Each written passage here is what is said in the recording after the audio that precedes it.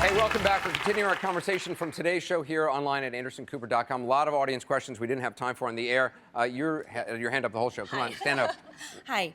I just have a quick question for you. I'm curious, do you teach the girls that it's okay to not get married? Because that's something we haven't really talked about at all. What happens if they decide, I don't want to get married? What happens then? If they chose not to get married, am I still on? Yeah. That would be something we would support because I know that they would have good reasons for that. They have a lot of dreams that they talk about, and they might have a ways before they get married. I don't know. I'm not a big on certain age to get married. My parents met at 19 and they've been married 44 years, so it's up to them. Good. Yeah. Hi, can I ask Sarah a question, please? Ask anybody you want. Sarah, I looked at your online video, and I understood the message, and I really enjoyed the message, but I just have a problem with a 13-year-old girl giving out that message. I think that at 13, you might be very mature, and you might, be very knowledgeable of your subject. But coming from a 13-year-old, I don't know if I want my children to see that from such a young girl. How do you feel about that? Maybe was it particularly the language? Because in the video, which we didn't really talk about on the air, she uses a term that people use called slut shaming, which is labeling people a slut if a young girl has had sex. Well, I'm was a middle it language school, or was it more Well, I'm a middle school teacher, so I hear it every day. So the language wasn't that, but I was just concerned about you being so young. And can I also make another statement? Is at 13, you make these decisions. And then when you're 16 or 17, when you're making your life decision about going to college or, what you want to do for your future, you're empty at that point. You've already done those things that you look forward to as you're older. So how do you feel about that? Interesting. Sarah, what do you think? Do you want to stand up? Or? With all due respect, that's really offensive. I find it quite ageist. What do you mean ageist? Ageism is when you discriminate No, against I know someone what for their ageism age. is. Just in case you I'm familiar with it.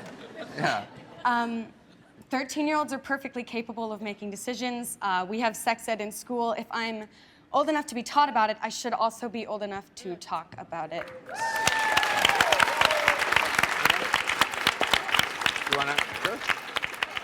I understand that, 13-year-olds talk about it. Like I said, I'm a middle school teacher. I hear it every day. I understand that you can talk about it. My concern if we can is... insult people for it, why are we not allowed to not insult people for it?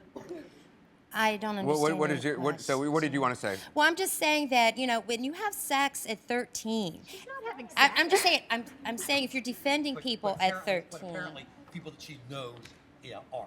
No, I never said that, and you're completely taking my words out of... No. Wait, stop. So just make your point, and then let's move on. Okay, I'll make my point. You were talking about slut slamming, and that you think it's okay... Slut shaming. Shaming, that it's okay, slamming, that it's okay for 13-year-olds to have as many partners as they like, or children, or I consider them children, I apologize, but that girls these age are old enough to make the decision that they can sleep with as many people as they can. Can you clarify that for me? Clearly you didn't listen to the rules that I set. I said that you need to be emotionally, physically ready. You need to be capable of having protection. I never said that all 13-year-olds are emotionally and physically ready to have sex. I said that anyone who is emotionally and physically ready to take that step should have the ability to take it without having to be shamed for it. Mom, do you want to say something? And then Well, just really quickly, I think you've read into the fact that Sarah happens to be 13, an argument that says she's advocating somehow that young women of 13 should be having sex. That's not the argument she's making at all.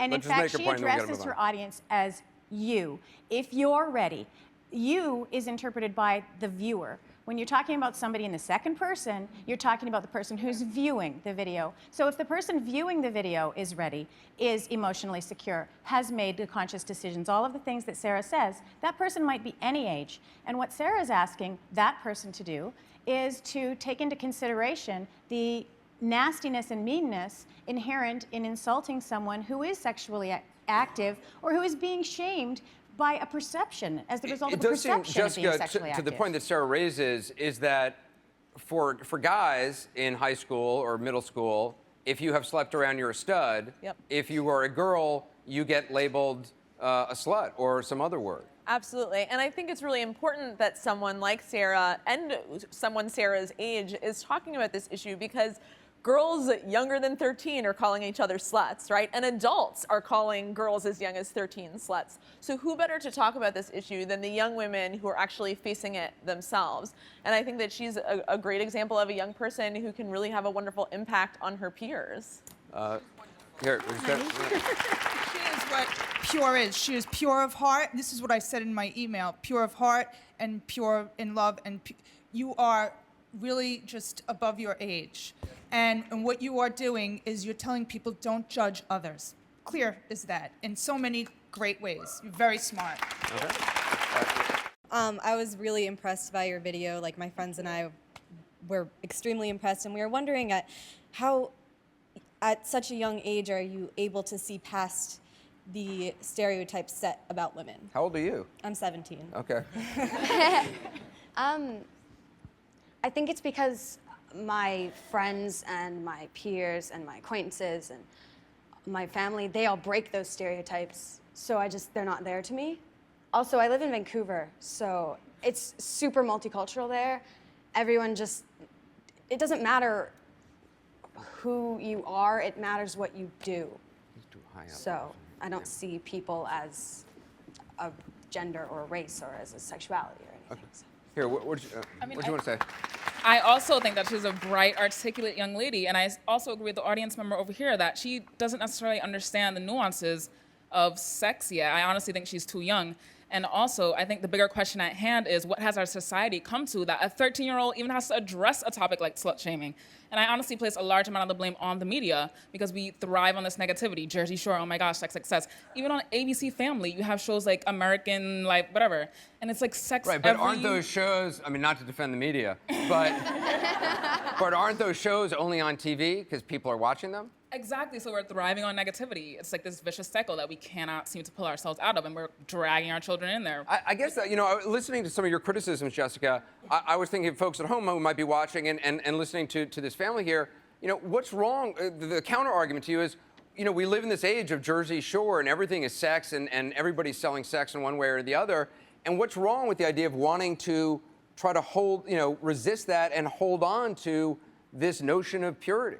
I think nothing is wrong with waiting until whenever you're ready, whether that means marriage, though not everyone in this country can get married, or for a committed relationship. I think that's up to each individual person. And I think in the same way that we should respect people's decisions who do choose to wait, we should respect people's decisions who don't choose to wait in the same way. My point is that what we have done is that, you look at the big context of the media, there is no support for anyone who does not want to have sex until they get married or till 18. I encourage kids. All the messages and movies and everything every booty shaking video on black exploitation television, MTV, going down the line, there is no support for anyone who wants to wait. And just as there's ridicule, I had eggs thrown at me, tomatoes, because I wasn't giving it up in high school. So just as much on one end as there is on the other. And so I was kind of raised old school. Martin Luther King said that the consequences to premarital sex are far greater than the consequences of premarital virginity. So virginity wasn't my crusade, it just happened to be how I live my life. But I'm dropping wells in Africa, I'm doing orphanages, and no one calls me on a show to talk about that. They want to know, so how was sex when you got married? And I'm like, okay, that's wonderful and fine, but let's talk about some more important things. On that aspect, I agree with Jessica. I agree with her on that aspect.